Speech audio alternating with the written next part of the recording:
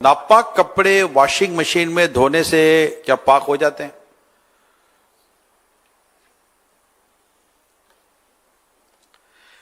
अगर पाक करने के उसूलों के मुताबिक किया तो बिल्कुल पाक हो जाएंगे। क्या तहारत के बाद? आम जो मशीन होती है उसमें तो जो पानी होता है वो इस तरह नहीं होता कि वो खुद ही उसको जो है वो ड्रेन कर रहा हो, बाहर निकाल रहा हो। और दूसरी एक ऑटोमेटिक मशीन आती है, वो पानी लेकर फिर उसको जो है वो वापस 3 मरतबा पानी लेती है और निकालती भी है। तो उस हवाले से दारुल तहल सुन्नत का एक तफसीली फतवा मौजूद है। नजासत की उसमें अक़साम लिखी हुई हैं कि किस तरह की नजासत होगी तो वो इस मशीन के अंदर पाक होगी और किस तरह की होगी तो वो पाक नहीं होगी। तो वो तफसीली फतवा दारुल तहल सुन्नत की वेबसाइट से मिल सकता है। क्या तहारत के बाद बच जाने वाले पानी को फेंक सकते हैं? जी नहीं। दूसरे के कपड़े पर नजासत लगी देखी तो क्या किया जाए?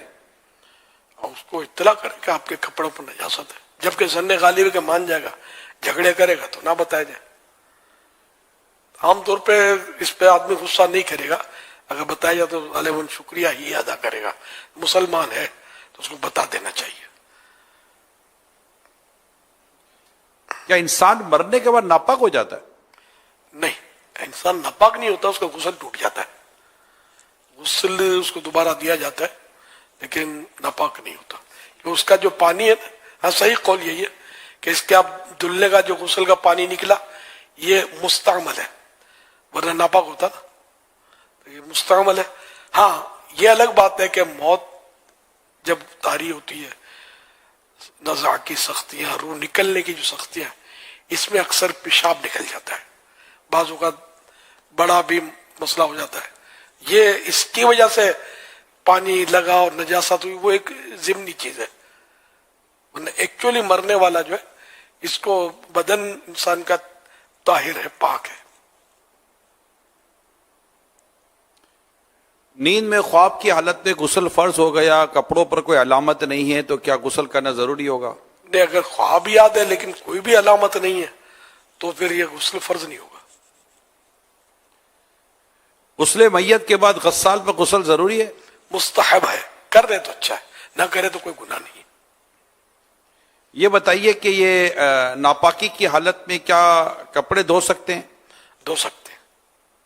मोबाइल, लैपटॉप और टेबल या मेज वगैरह नापाक की इस पर लग जाए तो अब इसका पाक करने का क्या तरीका होगा?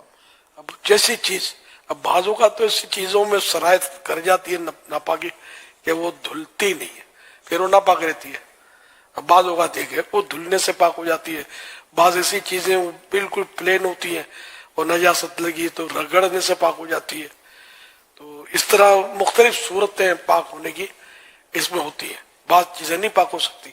जैसे आला हज़रत ने फतह रज़िया में फरमाया कि मुर्गी को पर नोचने के लिए उबालते हैं, अब उबाला और मुर्गी पर नजासत थी, अगर बीच लगी होती है अक्सर, या बहता खून लगा हुआ उसके परों वगैरह में, तो अगर ऐसी सूरत में मुर्गी को उबाला इसके पर नोचने के लिए और वो गल गई मुर्गी, तो अब वो नजिस पानी में ये गली तो नजिस पानी इसके गोश्त ने पी लिया, अब ये पाक नहीं हो सकती, इसको फेंक दिया जाए, खाया नहीं जा सकता, खाना हराम।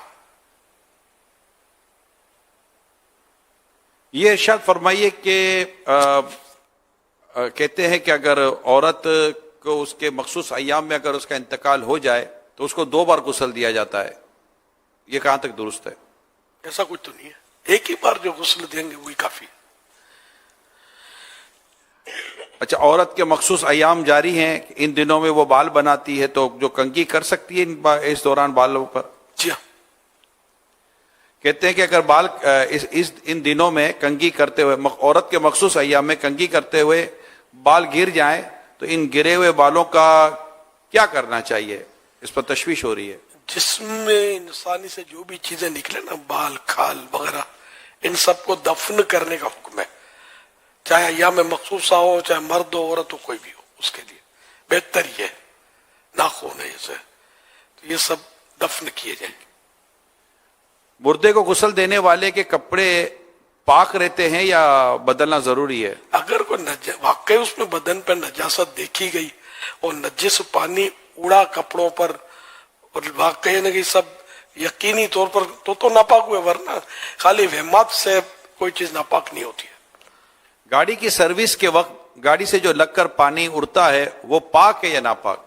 پاک، جب تک وہی بات ہے کہ نجاست نظر آ رہی ہے یا یقینی طور پر نجس ہے، اور وہ پانی جو اڑا وہ بھی نجس اڑا اور اپنے اوپر آیا، تب جا کے یہ نجاست کے احکام اس پر آئیں گے، ورنہ عام طور پہ گاڑی اوپر کا ناپاک ہوتی ہے، مطلب گاڑی کے کر کے مار رہے ہوتے ہیں۔ گاڑیوں کے ٹائر پر اگر واقع نجاست لگی ہوئی ہے اور پھر اس کا اگر نجاست سے لگ کر پانی اڑ کر آئے گا تو پھر کیا ذہن؟ ٹائر والی بات پھر وہ ٹائر کی ہے نا، جی، ٹائر۔ ٹائر نہ پاک ہے اور اوپر دھویا جا رہا ہے اس کو، نہیں۔ تب بھی اس پانی میں تو کچھ نہیں ہے نا، جبکہ پانی خود پاک ہو۔ پانی عام طور پہ پاک ہی ہوتا ہے، وہ نل کے نلکے پائپ سے آ رہا ہوتا ہے نا وہ پانی۔ دے رہے ہوتے ہیں۔ اچھا، یہ ارشاد فرمائی کہ اٹیچ باتھ اور غسل خانے میں دعائیں وغیرہ پڑھ سکتے ہیں؟ نہیں پڑھ سکتے، کیونکہ وہ آج کل یہی پرابلم ہے کہ ادھر استنجا خانہ ہے، کموڈ وغیرہ، ساتھ میں بیسن ہے، اس میں وضو کیا جاتا ہے۔ اب اس وقت اللہ کا نام لینا سنت مؤکدہ ہے، تو باہر نکل کر بسم اللہ وغیرہ پڑھ لے، اندر کچھ بھی نہیں پڑھ سکتا۔ البتہ اگر کموڈ یا جو بھی WC ہے اس کو کور کر لے، کپڑے سے نہیں، دیوار بنا لے، یا گلاس سے بھی بن سکتے، گلاس بھی ایسے آتے ہیں جس کے آر پار نظر نہیں آتا، اس طرح کے گلاس بنا لے، اس کا دروازہ بھی ہو کہ اندر جا بھی سکے، تو ایسی صورت میں یہ الگ ہو گیا، اور یہ بیسن وضو کا الگ ہو گیا۔ تو اب یہ جب بند ہے، اس کا دروازہ بند کر کے، اب یہ درود شریف وضو کرتے وقت بسم اللہ پڑھ، اللہ اکبر وغیرہ، یہ پڑھنے میں کوئی حرج نہیں ہے۔ ایسا گلاس کا دروازہ لگایا شیشے کا جو آر پر نظر آتا ہے، تو وہ اس طرح دروازے کا یہ حکم رکھے گا؟ لگتا تو کہ رکھے گا، کیونکہ وہ تو ہے تو مطلب پارٹیشن ہو چکا ہوا۔ پارٹیشن ہو چکا، لیکن اب بتائیں گے۔ اصل تو یہی ہے کہ جس کو الگ سے مقام کہہ سکیں، الگ جگہ کہہ سکیں، اور اس کا سارا جو لحاظ اور دار و مدار ہے وہ ادب اور بے ادبی کے عرف پر ہے۔ اب اس کو دیکھنے والے ہی بتا سکیں گے کہ یہ صورتحال، یعنی کہ یہاں WC نظر آ رہی ہے اور یہاں پر یہ دعائیں پڑھ رہا ہے، تو یہ اس کو ادب بے ادبی کہیں گے یا نہیں کہیں گے؟ وہ دروازہ تو بند ہو جاتا ہے، دروازے کا کام کر لیتا ہے وہ، جو شیشے کے دروازے عموماً گھروں میں لگتے ہیں، گلاسز۔ اگر اس کو الگ سے جگہ کہیں گے تو پھر تو اجازت مل جائے گی اس کی کہ وہاں پڑھ سکیں گے۔ حضور، یہ پاکی ناپاکی کے مسئلے بڑے اہم ہیں، خون سے پاکی ناپاکی کا تعلق ہے، نجاست دیگر چیز ہوتی ہے، پاکی ناپاکی کا معاملہ ہے، تو یقیناً اس کا علم، اس کی معلومات و حساسیت کا ہونا بہت ضروری ہے۔ اب ایسا علم کے بارے میں بتائیں کہ جس کے بارے میں آدمی کنفرم طور پر چلے، کہ نہ مطلب کہ یہاں چلا نہ اتنا زیادہ وہ ہو جائے کہ اس کو ناپاکی و پاکی کا کوئی اس کو ایسا وہ ٹینشن ہی نہ رہے، نہ اتنا ہو جائے کہ اس کو اتنا ٹینشن ہو جائے کہ پھر ہر چیز میں پاکی ناپاکی کا اس کا ہو۔ تو ایک جو معتدل اور ایک بیلنس والا جو انداز ہوتا ہے، جو اس کے لیے کتنا کس قدر علم اور کس قدر طبیعت میں ہونا ضروری ہے۔ یار یہ تو فرض علوم میں سے کہ نجاستوں کا اس کو علم ہو، پاک رہنے کا علم ہو، یہ چیزیں جس کی اس کو ضرورت پڑتی ہے، حاجت ہے اس کو۔ تو اب یہ کہ یہ تو ایک ٹاپک، یہ تو پورا ٹاپک ہے، ایک پورا مضمون ہے، اس میں کیا عرض کروں، یہی عرض کروں گا کہ اس کو سیکھیں۔ خالی وہ کپڑے پاک کرنے کا طریقہ، وہ رسالہ ضرور ہے، اس سے بھی سارے مسائل حل نہیں ہوں گے، لیکن اچھی معلومات آپ کو ہو جائے گی۔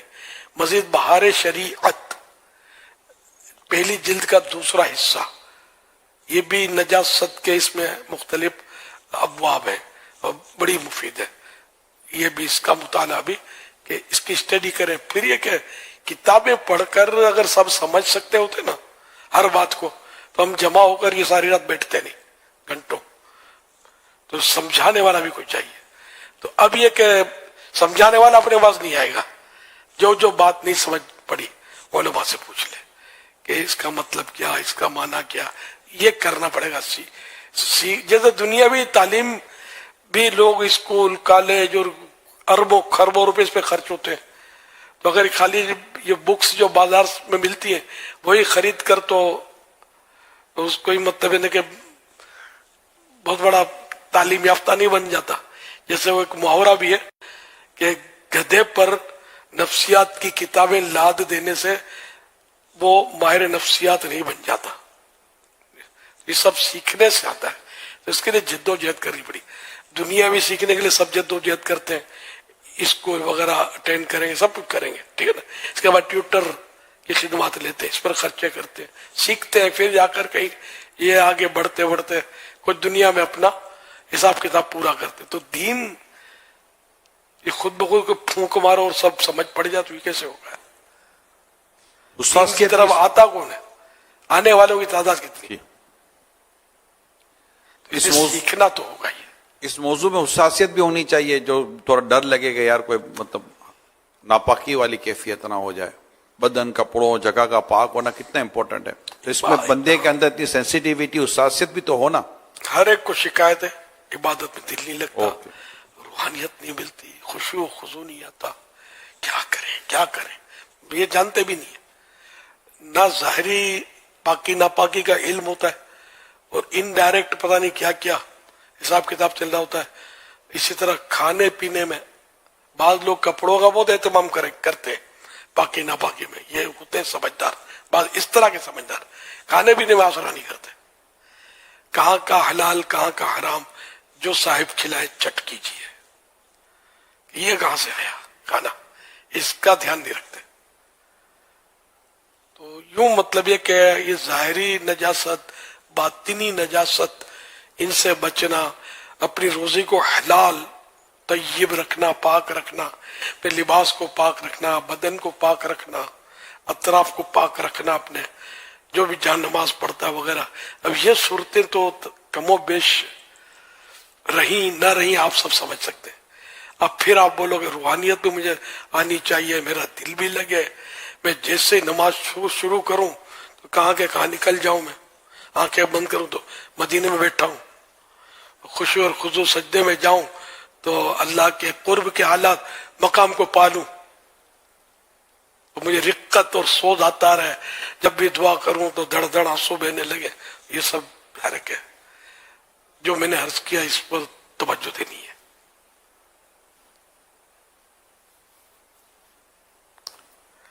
صلو علی الحبیب صلی اللہ علی محمد.